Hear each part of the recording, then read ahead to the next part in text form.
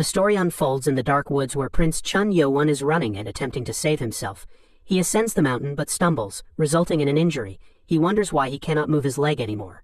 While struggling to rise, he inquires whether he is being informed that he has been dancing in the middle of his palms from the beginning. Growing angry, the masked warrior sarcastically praises himself, saying, "Well done, Prince Cheon Yeo-Woon. He must have encountered quite a lot of trouble, running for an hour to reach here." Laughter ensues, and the other masked warrior remarks that all the waiting has brought him to the verge of falling asleep.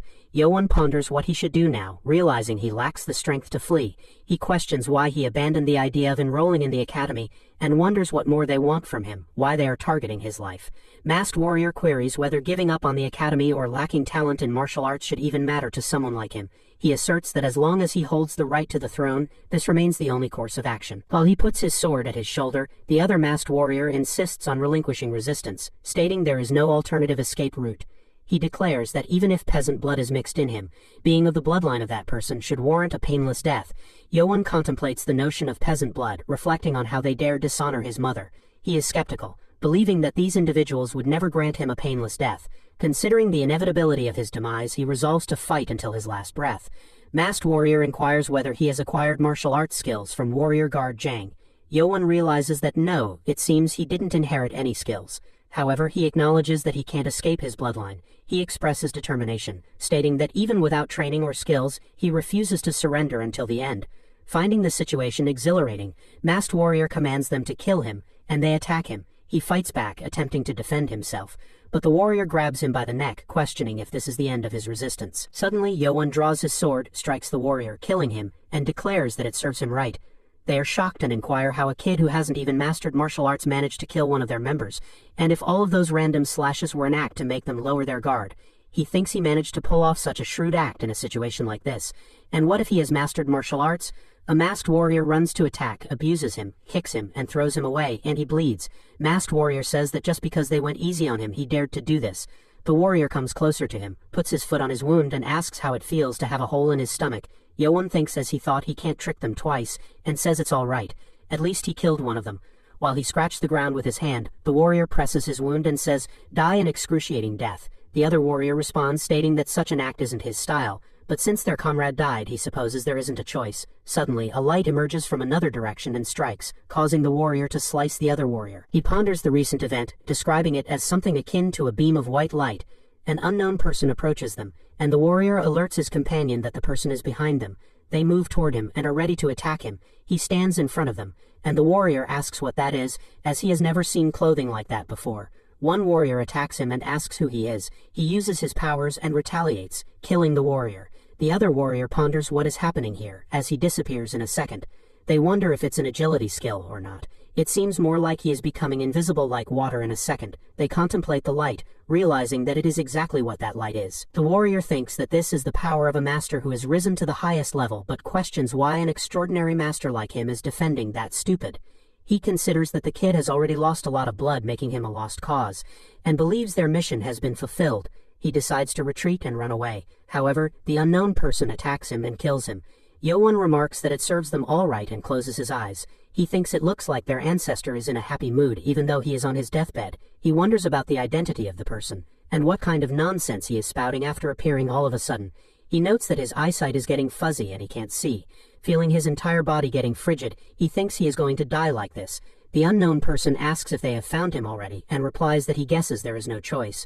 While he presses a button on the watch, he says he was going to come here earlier and teach him how to use it, but he guesses they will have to improvise. He adds that he should hurry since he is right about to die. He injects something into him, and mentions that he is the one injecting it, causing him to cringe and say, "All right then." He then asks him about his ancestor Nim, requesting him to ensure success, and make this descendant's life easier. He says that this nano machine is the latest version, and operating should be simple enough. So good luck learning how to use it. He disappears again. Yeo-Woon thinks about what kind of nonsense that strange guy has been blabbering about. The system window notifies the serial number 0344532588893. He thinks there is a strange voice inside his mind. The system window notifies Sky Corporation that it's a 7th generation of the nano machine, and its status is starting activation. Long ago, fighters of Jonghu Lida's martial arts used it to protect themselves from enemies. Over time, martial arts evolved from being a method of self-defense into a tool for killing enemies, growing more sophisticated and complex as simple forms developed into a series of movements and breathing techniques that represented the basics of internal energy. He reflects that martial artists pass on their teachings and heirlooms to future generations, allowing martial arts to continue evolving.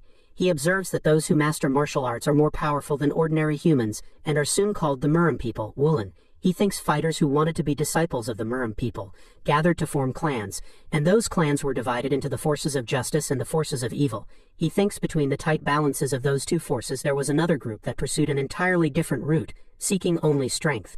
He thinks the world called them the demonic cult and the illegitimate child, the highest-ranking family in the demonic cult who has the right to the throne. This is Cheon Yeo-Woon's story. After a while he opens his eyes and finds himself in a room. He is shocked and says he is alive, but he is sure his stomach was pierced by that sword. He asks what is happening and why his whole body is sweating. He looks at his hand and asks what this is and what these black spots are. He thinks it smells awful and his whole body is sticky. He hears a system voice saying he is awake, master. He looks around and asks who the voice belongs to.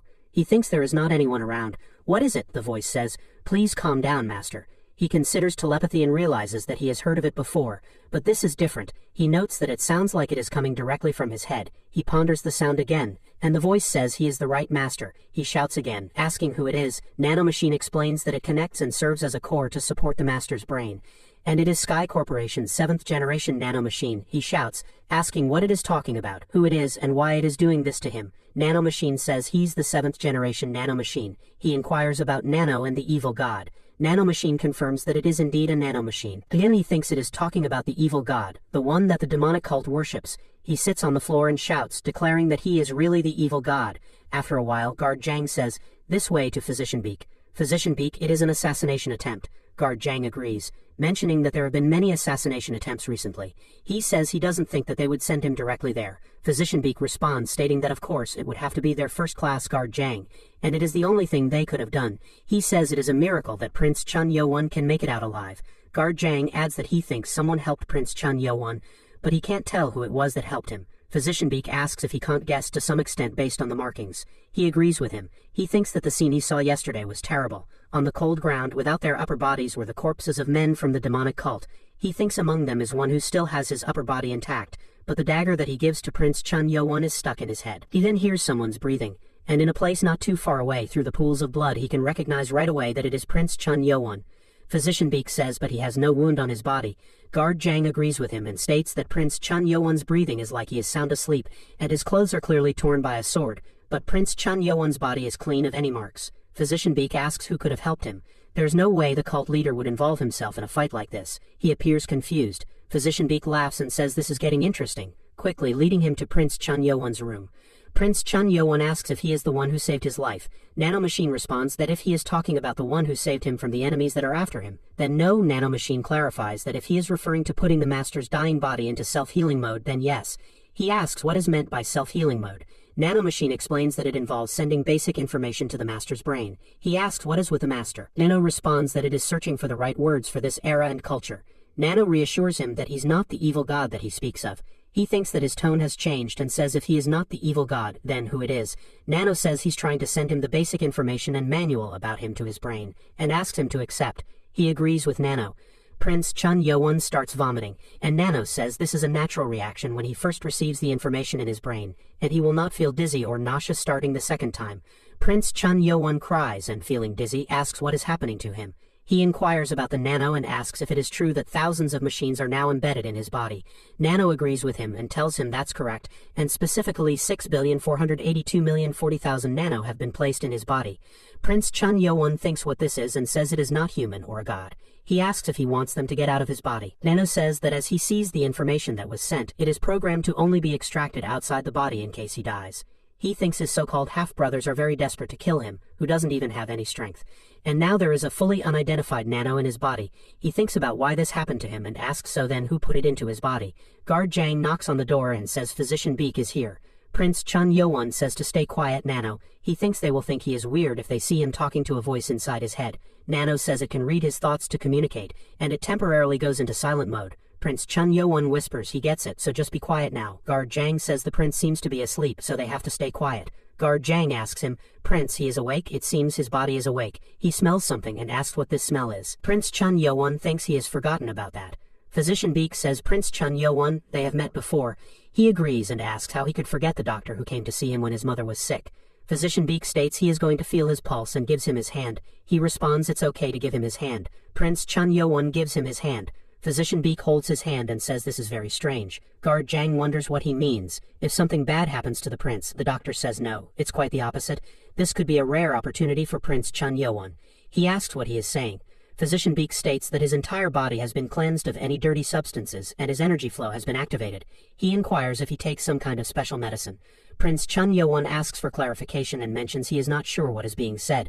The doctor asserts that now he has the perfect body to train in martial arts. He contemplates the black sticky spots, considering them waste that comes out of his body. He notices the nano and asks how it works. The nano instructs him to deactivate silent mode.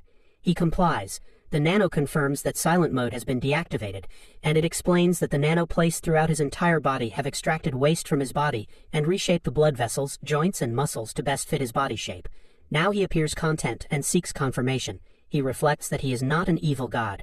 The nano clarifies that it is not an evil god, but a machine. He reflects that although the demonic cult is made up of many clans and families, only 6 among them are main clans. He recalls that the Lord is bound by an oath to marry a woman from each of the 6 clans to give birth to his descendants, and the descendants born in each clan are raised in their respective clans. When they reach a certain age, they are admitted to the demonic academy. He recalls that the demonic academy, which opens every 10 years, is headed by the leading experts from the magistrate and was founded to train the best warriors of each generation. He remembers that there was a period of unusually intense competition whenever several princes joined the academy. It was referred to as the period of the Battle of the Heirs by the magistrates. Yeo-Woon smiles and wonders if he is indeed sure that he is not an evil god. Nano notifies him that he is not an evil god but a machine. He reflects that Physician Beek is from the Poison clan, and he needs to hide the fact that the nano is in his body. The nano assures him that the technology of this era will not be able to detect its presence, master. Physician Beek remarks that it is certain that he received help from someone. He notes that there seems to be nothing wrong with his body but mentions he will prescribe him a tonic that will help him regain his energy. Guard Jang expresses gratitude to Physician Beek and asks if he is leaving, offering to see him out. Physician Beek declines, stating it's fine and that he doesn't need to come out and should instead watch over the prince. He reflects that it's very strange how a person can change like that, and remembers that long ago he was sure that he would be pushed out of the ranks with his weak body and lack of knowledge of martial arts. But now, with the current state of his body, he could probably learn martial arts better than any of the other princes. Physician Beek walks out and reflects that he is, after all, an illegitimate child of the Lord, pretending not to care while taking an interest in it. He considers that if the Lord has secretly helped him, then there is no need for him to acknowledge it. He anticipates that the soon-to-be-open demonic academy will be nosy. Yeo-Woon thinks that he doesn't believe he is caught on. He reflects that, come to think of it, the reason why he is alive is all thanks to Guard Jang. Even though the nano healed him, he contemplates that if Guard Jang hadn't come on time, he tries to thank him, but Guard Jang refuses and apologizes to the prince, mentioning he thinks he should wash up first while pinching his nose. Yeo-Woon smiles and acknowledges that he really should. He takes a bath and converses with Nano. He recalls that earlier, he had asked how much his body could heal if he put it in self-healing mode. The nano explains that any internal or external wound caused by an external impact can be healed quickly, but blood loss or decapitation will take much more time since they require cell division. Yeo-Woon wonders why he keeps saying things that are hard to understand. Meanwhile, he considers that it should be fine if he tries to test it out, right? He cuts his hand and it starts bleeding, causing him to exclaim in pain. The nano instructs him to activate self-healing mode on the left palm for a stab wound, and it heals. He reflects that even though he just witnessed it, it's hard to believe, but now he knows that it works. He recalls the information transferred to his head earlier, and realizes he can really use all of these functions. Next, Nano confirms he can use everything shown in the instructions. He thinks it's amazing and decides he will have to try it out once he finishes his bath. He thinks, wait, Nano, this doesn't make sense, and notices his body has suddenly become muscular and toned, asking if it does this too. Nano confirms it and explains that it has reconstructed his body. He wonders what is meant by reconstruction. An old man enters the room and informs him that he is here to dress him. He instructs the old man to proceed. Meanwhile, Nano explains that while it is scientifically impossible to create something out of nothing, it is not difficult to reconstruct an existing part of his body. As the old man dresses him, he thinks the words Nano chooses are so complicated that listening to him makes him feel like everything he has learned is useless. He converses with Nano and asks if it's okay to call it Nano since its name is so long. Nano updates its new name to Nano. He thinks it's not fun. This is his study, and he wonders what he should do now. Nano instructs him to look into a book and flip through each page. He thinks he should just flip through it, that's all. Nano agrees. He takes a book and reflects that the only books there related to martial arts are about blood points. He considers that the 3 breathing method, designed to train the mind and body, but even if he practices for the first time in his life, it is still difficult to achieve the lowest level. He decides that reading about blood points seems to be better. He thinks he is starting with Nano. Nano agrees and states, "Please start." He flips the page and thinks he has finished flipping through it. Nano confirms that he has successfully scanned the book Blood Passage, attempting to transfer the information to the user's brain, and asks him to accept it. He considers scanning and requests it to copy all of its information. Nano confirms that this is correct and asks him to accept it. He accepts, and Nano scans the whole book and transfers the complete information. Yeo-Woon coughs, and Nano assures him that he will soon get used to it. He asks if Nano is worried about it. Nano replies that he is just starting. In fact, he jests with it and asks what he should do now. Nano explains that if he wishes to use the acquired knowledge, he has to think about it to bring it up. He explains that blood points play an important role in the flow of blood in the veins and arteries of the body, and can simply be called blood.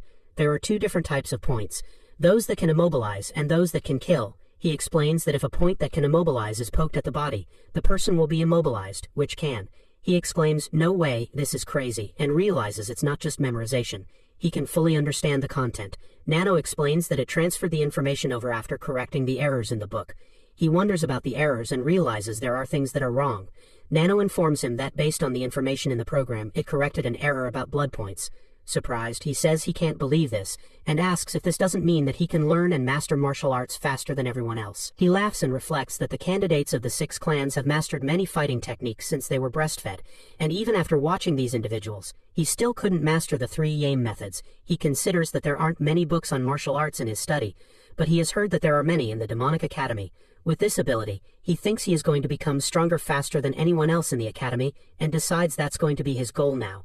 The scene shifts to the chamber of the air candidate, South Castle of the demonic cult House of Bakmajang, where Prince Mukiam Cheon mentions that he sent them all to get rid of one boy, but all 5 of them are dead. He asks if it makes sense. The warrior responds that he thinks someone secretly helped him.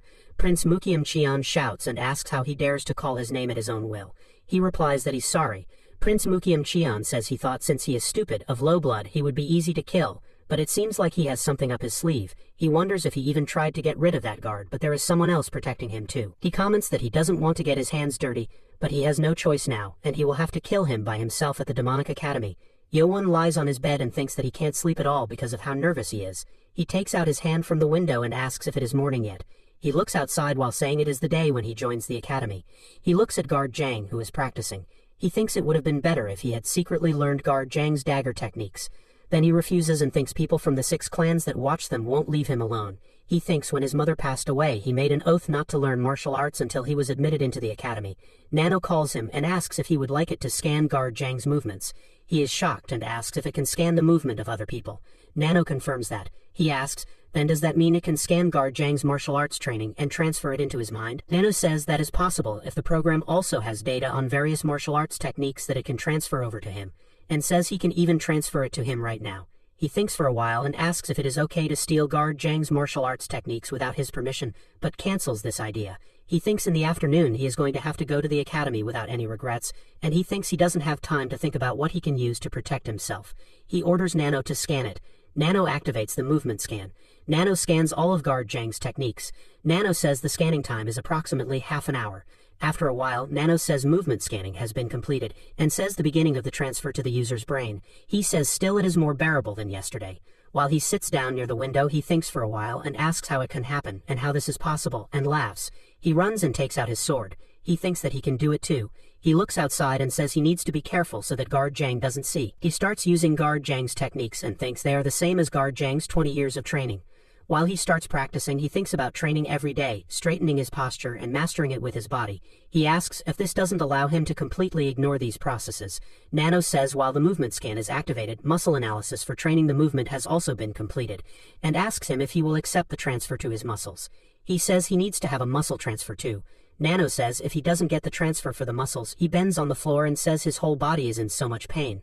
Suddenly, he asks Nano why his body is like this. Nano responds that through repetitive training, his body forms muscles that are right for this movement, but his body has not properly developed these muscles, so there will be damage to his muscles. He wonders. He knows that it did some sort of transfer, but it could explain it to him a little simpler. Nano suggests translating the language to match the user's level. He inquires about his language proficiency level. Nano informs him of the completion of the translation and explains that even though the user's brain may have learned it, his body won't be able to adjust to it since the master hasn't trained like Guard Jang for a long time. Nano states that he must simulate his muscles so that he becomes fully familiar with the movement, and only after this simulation can he fully utilize these movements. Meanwhile, he finds it somewhat easier than before but still difficult to grasp.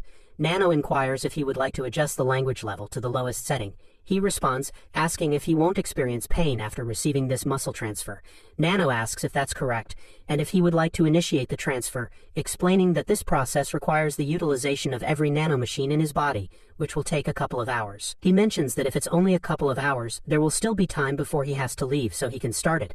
Nano informs him that the transfer will come with a lot of pain, so he will be put under anesthesia shortly. He asks Nano if it will hurt a lot. Nano states that there are a total of 1.35 thousand cases of fainting caused by this muscle transfer. Yeo-Woon inquires if he can do it. Nano asks if he would like to try it without anesthesia. He asks if he can't handle it and can switch to a state with anesthesia. Nano confirms and begins the transfer. Yeo-Woon mentions he was too nervous. It just tickles. Nano injects anesthesia. He groans in pain and falls onto his bed. After a while, Guard Jang cooks food, tastes it, and remarks that it's as good as most of the neighborhood masters. He asks if he should prepare something special today, but decides to just make a simple meal that Yeo-Woon likes. While he cuts vegetables, he reflects that it has already been 5 years since he learned to cook for him, and he wasn't even a good cook back then. He has a flashback and recalls Lady Hwa saying to him, "Please take care of her, Cheon Yeo-Woon." Guard Jang reflects that it has already been 5 years since Lady Hwa died from eating food containing poison. He realizes that the young Yeo-Woon is now entering the academy today. Guard Jang prays, "Lady Hwa, please protect him from heaven so that he can survive and have another meal." He hears his voice shouting, throws his knife and rushes into the room, asking if Yeo-Woon is all right. Yeo-Woon falls onto his bed. Guard Jang calls out to him repeatedly, but he doesn't respond. Guard Jang checks his pulse and observes that he doesn't seem like anything is wrong, questioning if he is intentionally doing this. He notices some footsteps on the floor and inquires about whose footsteps they are. He reflects that while tracing these steps, Yeo-Woon has been observing his training for at most 2 years. He believes that he has already caught up to his 20 years of training. Nano announces that the required muscle and fiber transfer has been completed, so it is deactivating the anesthesia. Yeo-Woon opens his eyes, gets up, and declares that he will never do that again. Nano acknowledges that it certainly warned him, then asks why he was lying down and whether Guard Jang came by screaming. Yeo-Woon retrieves his dagger from the ground and thinks that now it won't hurt to use the dagger technique. Nano explains that through the muscle transfer, he now has the same muscles as those who have practiced these movements for 20 years. He begins practicing again, stating that it feels good. He thinks these are the same techniques as before, but they are much more accurate and powerful. And the feeling of cutting through the air is so nice. He practices so hard and rotates his dagger, thinking, that's all for the first formation. Now for the first step of the second formation. He sees his floor break and says, this is bad. He thinks that even though he didn't use ki, it still leaves footprints and asks if he has already completed Wong. He says if Guard Jang sees this, it's going to be bad. Guard Jang calls him and says his breakfast is ready. He gets scared and quickly gets up, asking what he should do now, and says it won't go away even if he presses on it while he looks at the floor and tries to fix it. Meanwhile, Guard Jang reaches there and opens the door, calling him again. Yeo-Woon quickly places the table at the footsteps and says he feels so hungry today, asking if he always eats by the window. He explains that since he won't be coming home for a while, he wanted to eat towards the center, and he thinks Guard Jang wouldn't have noticed. While smiling secretly, he considers stir-fried bok choy and roast pork rice with a fried egg on top and realizes they're all his favorite foods. He notices the care Guard Jang has for him since today is the day he gets admitted to the academy, and thinks this could be the last breakfast Guard Jang makes for him. Nano explains that a sudden change in emotions is contributing to the acid coming up his esophagus and increasing the secretion of saliva, advising him to swallow the food with saliva to settle the acid. He thinks to stop saying weird things and to be quiet while Nano is temporarily set to mute mode. He thinks he is going to eat everything and leave nothing left. Guard Jang requests him to eat slowly. He is going to get indigestion. Yeo-Woon agrees as he places his chopsticks back on the table and says that was a good meal. Guard Jang asks when he stays and refuses and tells him to learn his dagger technique. He asks what Guard Jang is talking about while Guard Jang removes the table. He looks at the footsteps and thinks this is a step made from moving into the second formation of his technique. It's a lot clearer than what he saw earlier and says as expected, his eyes weren't wrong.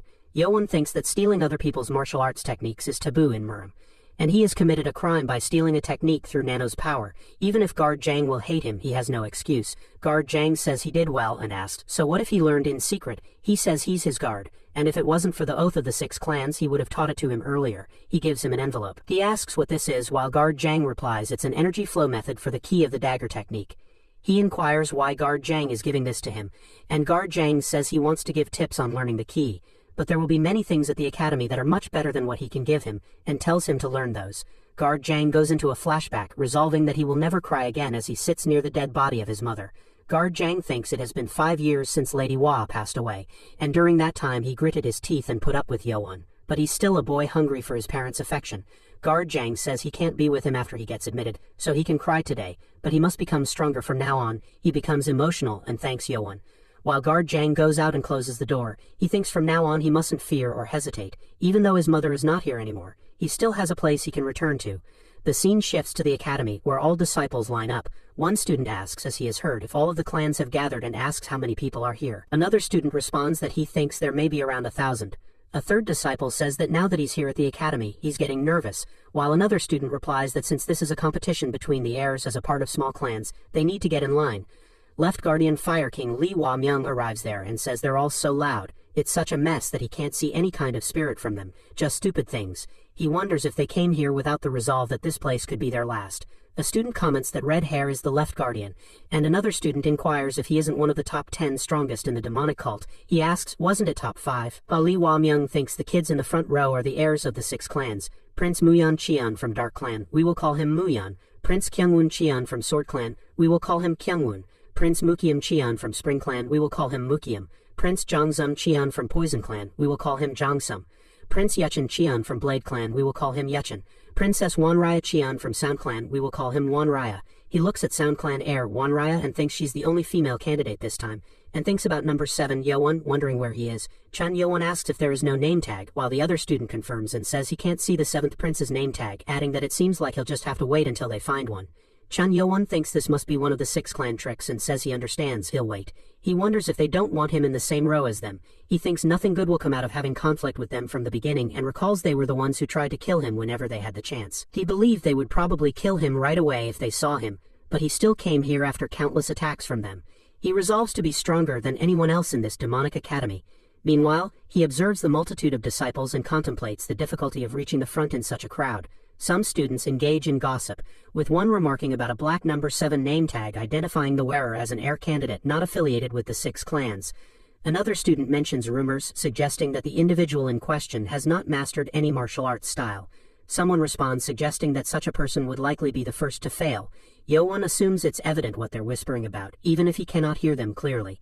He decides to ignore their potential mockery. Lee Myung notices him and finds it absurd to see him standing alone all the way at the back. He finds it amusing that attention is drawn to him solely because he is the Lord's illegitimate child. After a while, the horns blow loudly, and a student announces that it's the sound of the horns signaling the imminent arrival of the Lord. They urge everyone to be quiet as the Lord approaches. All the students direct their attention to Right Guardian Crazy Blade Seob-meng, who stands alongside Lee Myung. Seob-meng slips and becomes irritated, commenting on the oddity of his shabby clothes. Lee Hwa-myung retorts, asking what Cab-meng is staring at, calling him a red-haired fool. Lead Guardian Great Guardian King Marikium intervenes, instructing them to be quiet. The students then turn their gaze towards one of the top 5 strongest in the Murim Cheonma demonic cult, Lord Cheon Yeo-Woon, acknowledging his overwhelming presence with admiration as expected of the Lord. Yeo-Woon looks at the Lord and realizes that the person before him is his father. Marikium orders everyone to be silenced, and he bows in front of Lord Cheon Yeo-Woon, informing him that everything is prepared. Lord Cheon Yeo-Woon responds, stating that they all bear responsibility for the future of the cult, and he welcomes them. Yeo-Woon ponders if this is what they refer to as ki, as it sounds like ordinary speech but resonates deeply in his ears. Lord Cheon Yeo-Woon declares that this place is for training and forming bonds to strengthen the power of the cult, prompting excitement among the students, who enthusiastically chant slogans for the demonic cult. All of Lord Cheon Yeo-Woon's representatives bow and express agreement, to which he responds with praise, acknowledging their efforts. Yeo-Woon gazes at him and reflects on their first meeting, recalling only the coldness in his eyes and acknowledging that he hadn't expected much then. Meanwhile, he reflects on being the person who didn't even show up after his mother died. Lee Myung remarks that now that the Lord's congratulatory speech is over, they should begin properly, but the students resume chit-chatting. He raises his voice, asking if they are not going to stand up straight. He announces that he's going to keep it simple, instructing them to listen carefully. The academy will last for 4 years and will consist of 6 stages. He explains that after each stage they will take a test, with only one chance given to pass. The students become worried and inquire if they will fail if they can't pass the test on the first attempt. Lee Myung confirms that it seems they understood, stating that indeed those who do not pass will be expelled instantly. Sword Clan's number 2, Cheon Yeo-Woon, raises his hand to ask a question. Lee Myung interjects, questioning who allowed someone like him to ask a question. He persists, asking what his question is. Lee Myung wonders if he has an issue with being called a rascal, reminding him that upon entering the academy he forfeited all privileges associated with the 6 clans. He contemplates if Cheon Yeo-Woon desires expulsion even before the competition commences. Moo-yeon and Moo-kyum share a secret laugh. Cheon Yeo-Woon bows and apologizes, to which Lee Myung responds by stating that it's obvious that his question pertains to whether he considers the one-chance policy for the 6th stage unfair. Lee Myung reassures him that special benefits will be provided to those who pass the next stage. He further explains that the first benefit is the Black Dragon Ball. Yeo-Woon wonders what the Black Dragon Ball is, prompting a student to clarify that they are discussing the Black Dragon Ball. Another student adds that it must be the medicine ball that enables the consumer to gain 20 years worth of ki. One student deduces that if one passes through all the stages and acquires 6 of the balls, they would gain 120 years worth of ki, akin to the level of a high expert. The other student questions why they would give such a valuable item if the masters would have likely taken them all already. Yeo-Woon considers that he currently lacks any ki, but if he were to pass, he could instantly increase his ki. Lee Myung explains that the second benefit is the Martial Arts Book of Secrets, emphasizing the importance of these books to those who have trained in martial arts. He elaborates that the library of the Demonic Academy comprises 5 floors, with access to each floor granted upon passing a test. He mentions that depending on the effort they exert, they may have the opportunity to learn the secrets of various martial arts manuals. One student asks if this means he could learn divine phenology, while another compares it to the knowledge possessed by the Moran masters. Yeo-Woon realizes that he needs the martial arts books to survive, considering them more crucial than ki. Lee Hwa-myung expresses doubt, stating that most of them won't reach the 5th floor even if they weren't resurrected, so they shouldn't get their hopes up. Seob-mang reflects on his ability to boost morale and then quickly diminish it, feeling dissatisfied with everything he does. Lee Myung announces that the third and final benefit is that they will obtain a rank they have never held before. Cheon Yeo-Woon observes him and realizes that this is why even the candidates do not have any ranks or privileges here. Everything changes once they enter the academy. From now on, only the strong will survive. Lee Myung explains that each time they pass through a stage, they will receive a rank.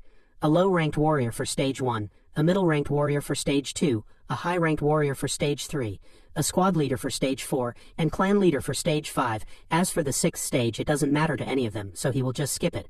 Meanwhile, he elaborates that most of those present won't be able to progress beyond 3 stages regardless of their efforts.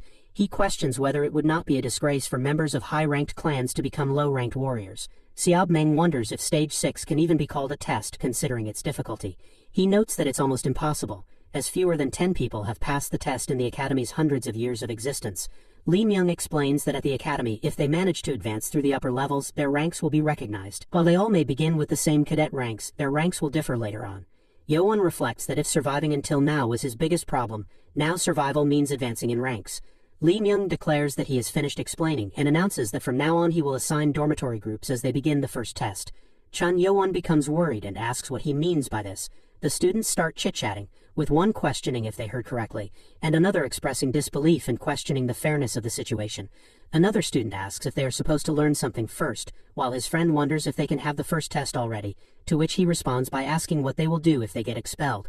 Lee Myung instructs them all to be quiet and reiterates that, as he stated before, those who fail this test will be expelled from the academy and won't even deserve to be called low-ranked warriors. He explains that the first test will assess their basic skills, emphasizing the need for at least basic ki to become a warrior of their school. Those without basic ki will be assigned to agricultural, commercial, and service districts, so they should be prepared for the possibility of failure. Yeo-Woon inquires about darning work, and he chuckles, responding that no, they do need people for menial tasks, so they shouldn't try too hard. Yeo-Woon curses inwardly, realizing that this is the reason why the ladies of the 6 clans made him swear an oath not to learn ki. And if he fails this test, he will become part of the lowest clan of the cult. He acknowledges that if that happens, anyone could try to kill him. Moo-kyum observes him and thinks that he doesn't know whose idea it is, but it's quite clever. This will spare him the trouble of having to kill himself. After a while, Hang So-yu, the 5th elder and clan leader of the Sound clan within the demonic cult, arrives and begins to play music. Lee Myung explains that she will oversee the first test as she holds both positions. He emphasizes that this test is honestly very easy. If they fail here, they'll never even reach the rank of a low-ranked warrior. The student asks who the leader of the Sound clan is, while another questions what kind of test warrants the presence of the Sound clan's leader. They receive no answer, while Cheon Yeo-Woon wonders why everyone is covering their ears. Lee Myung explains that if the 5th elder were to actually unleash her musical energy wave, the weaker ones wouldn't stand a chance. However, she will control it for everyone's sake, so they shouldn't worry too much. With luck, they may even endure it without needing to rely on ki. Yeo-Woon curses inwardly, realizing they are to endure the musical energy wave. Hang So-yu explains that even with just a little ki, they will be able to hold on for a minute. Lee Myung explains that those who endure the energy wave for a minute without fainting will pass the first test. He initiates the test by performing a magic spell on all the students, causing them to become scared. One student shouts that he can still hear it even while covering his ears, and they all collapse. Mukiem observes that, as expected, most of the candidates from the smaller clans have already fallen, while those from the 6 clans and other high-ranked clans are holding out. He laughs and remarks that the music is just irritating his ears. As she begins to play again, she contemplates how candidates from the 6 clans have been taking medicine since childhood, enabling them to accumulate significant amounts of ki. She assumes that the individual with no ki is probably already on the ground. He observes that something seems unusual. Despite the clan leaders playing becoming faster, Cheon Yeo-Woon has not yet fallen. Meanwhile, she watches as the top 5 candidates cover their ears and attempt to endure the sound, while Yeo-Woon calmly stands without covering his ears, observing them all. He looks at his hands, wondering what is happening. As half of the people in the field are already on the ground, he wonders if they are all suffering from internal injuries and questions why he is unaffected. Nano detects powerful high and low frequency waves from the instruments and identifies a possibility of serious damage to his body. It activates emergency defense mode to block the sound waves. He reflects that Nano has enabled him not to hear the sound waves. Nano confirms that his body's ability to sense sound has been temporarily halted. He wonders how he can still hear voices, and Nano explains that the information is being directly sent to his brain. He finds this process difficult and asks if he can block the intimidating gaze.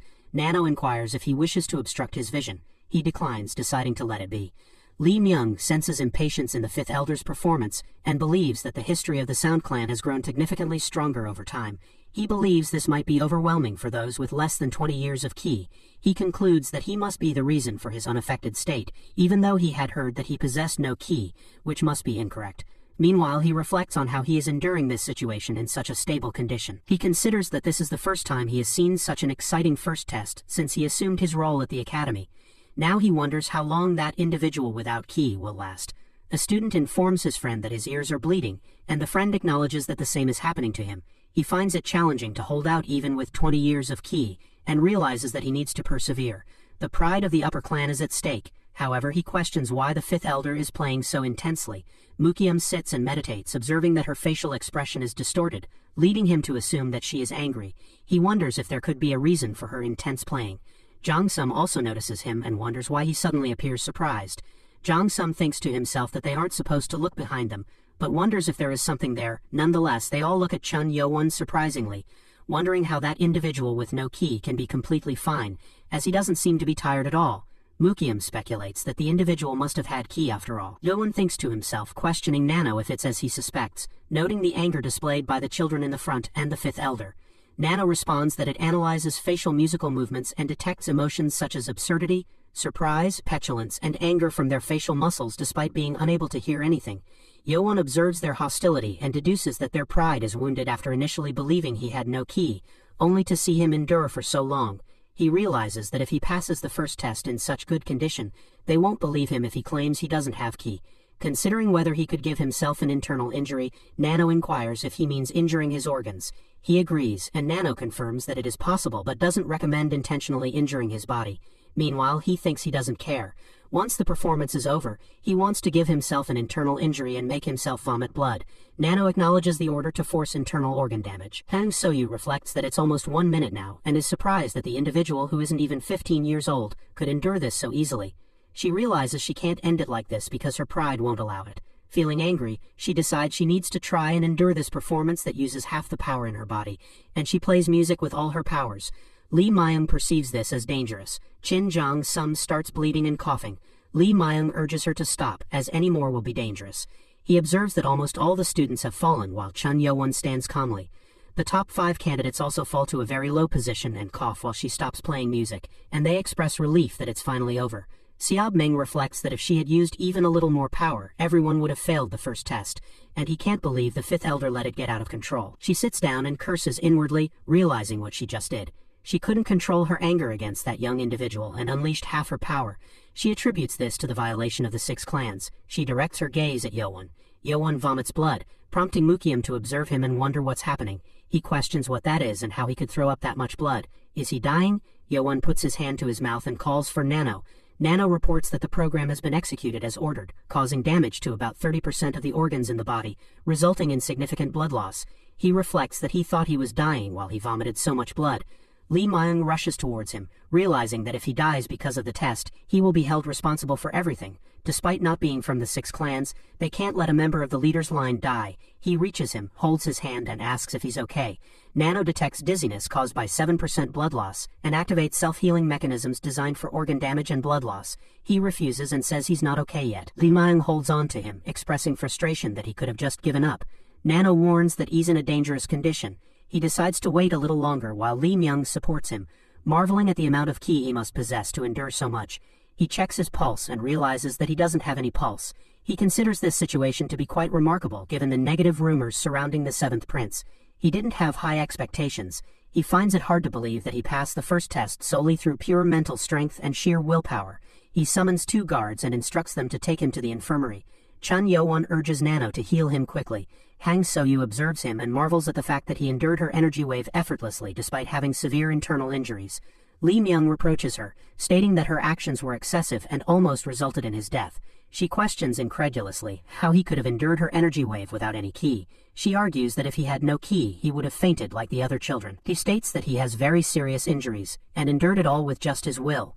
While she questions what he means by enduring it with his will, he explains that it's sheer willpower, which is enough to be intimidating. He reflects that if he weren't an illegitimate child, he would have liked to raise him as a student, but going against the 6 clans would lead to nothing good. Seob Meng drinks water and laughs, remarking that enduring with willpower is fun. Lee Myung tells him it's none of his business and advises him to go to a corner and drink all he wants. Seob Meng retorts that he was going to do so even if he hadn't been told. Lee Myung tells him to get lost and insults him, mentioning that a guy who would be dead if he wasn't a guardian seems to be good at messing around.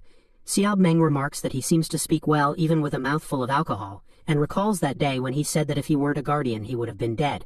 Seob Meng becomes angry and casts a magic spell on him, causing the spell waves to go toward the students. While they perceive this intense energy and think that the right and left guardians are crazy, Seob Meng walks away and declares that he's leaving, insulting him and remarking on the students sprawled on the ground from just that kind of energy wave, noting the lack of grit in kids these days. He looks at the top 5 candidates and thinks that compared to them he really likes that kid Yeo-Woon.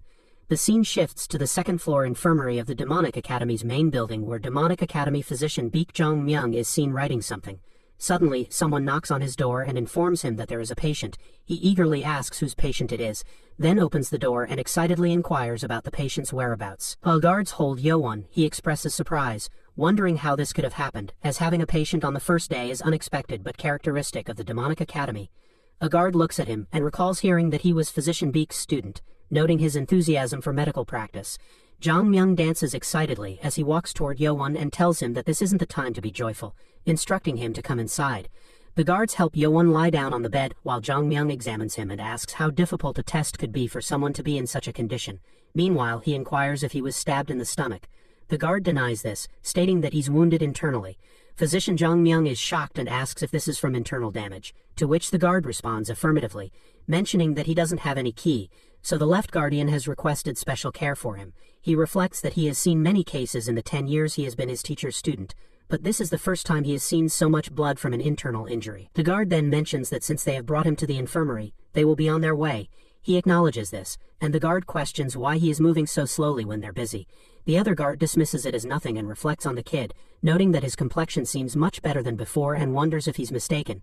Physician Jong-myung checks his pulse while trying to open his eyes and thinks he completely forgot about the infirmary. He realizes he's almost healed all the internal damage, but it still hurts a lot. He knows he has to endure it until the doctor is done. Physician Jong-myung remarks that the pulse is clearly irregular and fast, indicating significant damage. He finds it very strange because even if he bites his tongue, he doesn't bleed this much. He decides to start off with some acupuncture. Suddenly, an explosion occurs, causing him to fall down. Startled, he looks at Seob Meng. Seob Meng takes a sip of water and asks why he is here, sarcastically remarking about the former cowardly student now becoming the academy's doctor. Physician Jong-myung thinks Seob Meng has that annoying tone as always and asks what brings him to the infirmary, noting that as the right guardian he shouldn't be injured anywhere. Seob Meng laughs in a demonic manner and remarks that it seems he doesn't appreciate his presence.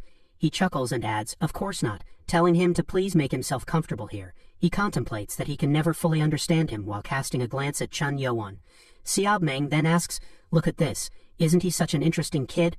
Cheon Yeo-Woon wonders why that individual is in the infirmary, and ponders if he has discerned that he's feigning internal injuries. He curses inwardly, finding the smell of alcohol unbearable. Meanwhile, Seobmang questions why he's pretending to be asleep, seizes him, and begins chanting a spell, causing Cheon Yeo-Woon to break into a sweat. Physician Jang Myung observes that he lifted a person without physical contact, affirming that he's the rightful guardian of the school. He considers whether he utilized ki to sit him up. Cheon Yeo-Woon realizes he cannot move his body since it hasn't been properly set yet, while Seobmang warns that if he continues feigning sleep, he'll strike him across the face. Yielding to the pressure, Cheon Yeo-Woon opens his eyes, exclaiming he has been caught. He inquires how he discerned his ruse. Amused, Seobmang comments on Cheon Yeo-Woon's audacity and asks how he dares to be so brazen, let alone embarrassed, in the presence of a guardian. Seobmang explains that any seasoned warrior can distinguish between wakefulness and sleep by the rhythm of one's breath. Reflecting, he realizes he discerned it from the sound of his breathing. The nano interjects, stating that the typical breathing rate for a male aged 15 to 20 is approximately 12 to 20 breaths per minute.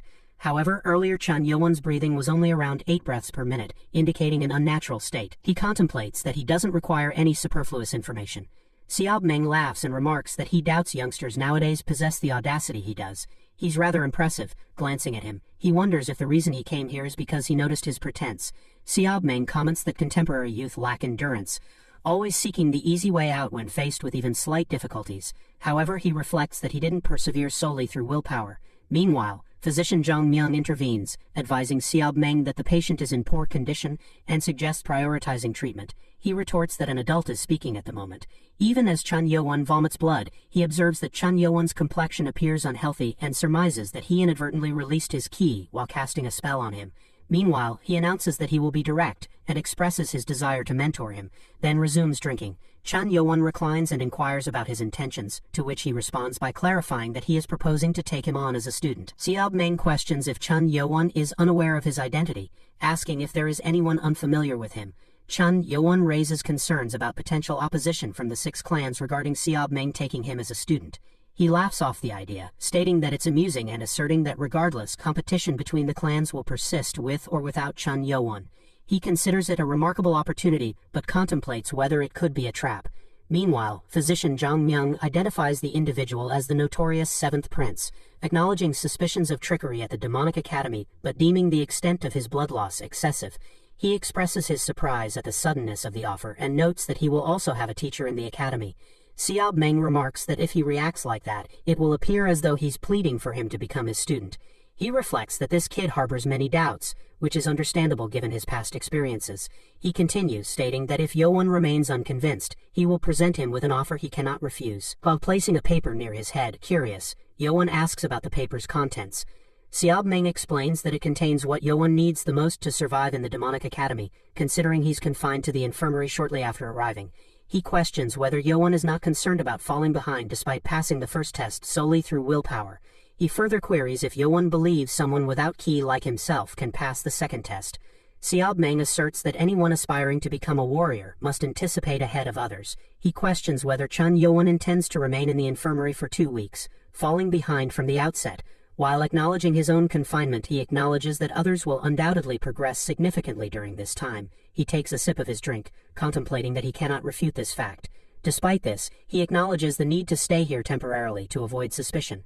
Seobmang then inquires if Yeo-Woon knows why the red-headed individual sent him to the infirmary. Yeo-Woon responds, suggesting it's because he had internal injuries. He confirms this, stating that if one is injured, they should be sent to the infirmary. However, he finds it peculiar and questions why the red-headed individual didn't send other internally injured children there as well. Seobmang explains that most individuals in Murim can heal internal damage through meditation, though it would be quicker with the aid of a doctor or medicine. Yeo-Woon questions if this implies they don't need it. He confirms, stating that the other children were able to heal themselves, at least partially. Thus, there was no need to send them to the infirmary. He reflects that this is why Yeo-Woon is alone in the infirmary. He wasn't able to heal himself. Reflecting on Yeo-Woon's situation, Seobmang contemplates that they are almost at the crux of the matter. He considers whether to conclude the conversation, stating that someone incapable of meditating to heal, like Yeo-Woon, cannot cure internal damage quickly. He acknowledges that it's feasible, but as he previously mentioned, if Yeo-Woon desires to progress to the next stage, he will need ki. Meanwhile, Yeo-Woon mentions that he had heard that passing the first test would grant him access to the medicine ball and the first floor of the academy's library. Seobmang interjects, remarking that it seems the redhead neglected to mention something crucial.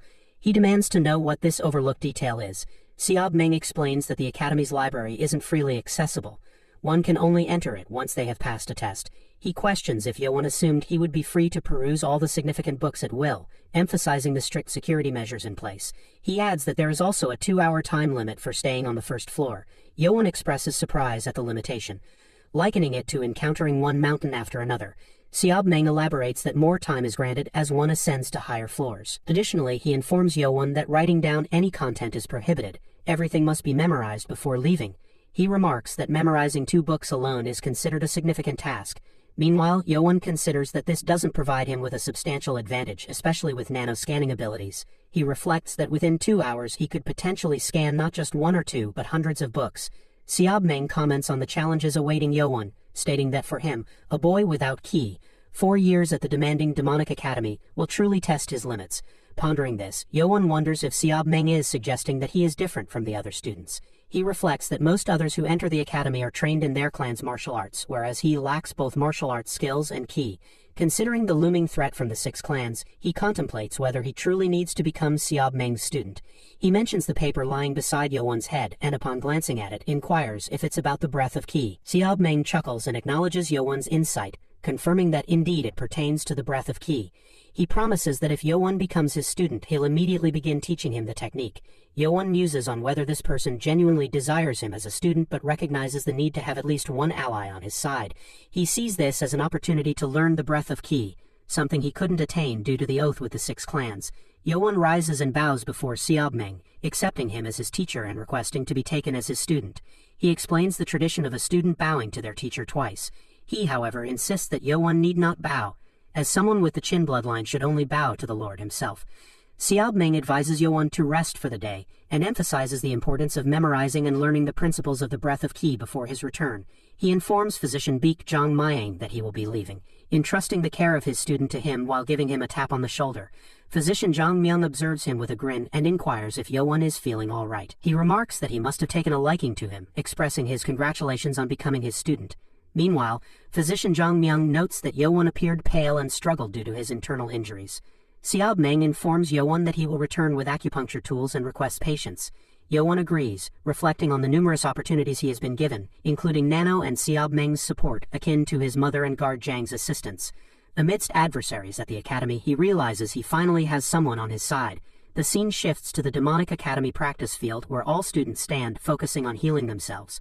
Demonic Academy senior martial artist Ho Jin-chong arrives and kneels down, addressing Lee Myung. He announces that he will report the results of the first test, including the cadet who was taken to the infirmary. The total number of people who passed the test is 415. Lee Myung notes that this is 200 less than the first test from 10 years ago, remarking that Elder Hang's energy waves were indeed overwhelming. He adds that those who failed likely find the outcome unfair. One person interjects, expressing frustration that he didn't lose consciousness, and questions why he is being expelled merely for having bubbles come out of his mouth, deeming it unfair. One cadet asks if he doesn't comprehend the situation, while another questions if he believes they can spend their entire lives in service or farming. He wonders how he is expected to live such a life. Another cadet remarks that it appears he is unable to accept the outcome, with another agreeing. He then concludes that there is no other option but to rebel against the demonic academy. Using his skill, he forcefully removes him from the scene. Ho Jin-chong observes the situation and comments that the students in the forefront possess great skills, and those expelled won't stand a chance against them. He observes that due to their stubbornness, they won't learn anything from this experience. He sympathizes, stating that if he were in their position, he would consider it unfair as well. Ho Jin-chong adds that it was because of the actions of Cadet 7 that the intensity of the first test was heightened, emphasizing that it is not just a matter of luck or skill, but also fate. Ho Jin-chong remarks that among those who pass the first test, there are a good number of exceptional individuals. Lee Myung responds by asking if Ho Jin-chong also shares this opinion, pointing out that most of them are currently meditating due to internal damage. Additionally, he notes that 8 candidates from the upper clans of the 6 clans seem to have effortlessly succeeded. Lee Myung adds that these candidates were already operating at a different level compared to the other cadets. He muses that in order to withstand Elder Hang's energy waves without sustaining damage, one would require at least hundreds of years to accumulate enough ki. Reflecting on the situation, Lee Myung observes 2 notable candidates, Muyan Cheon from the Dark Clan and Yechon Cheon from the Blade Clan, standing there without flinching. He considers rumors suggesting that the impending battle will be contested between the Dark Clan and the Blade Clan, as anticipated. Lee Wa-myung finds this prospect intriguing and laughs.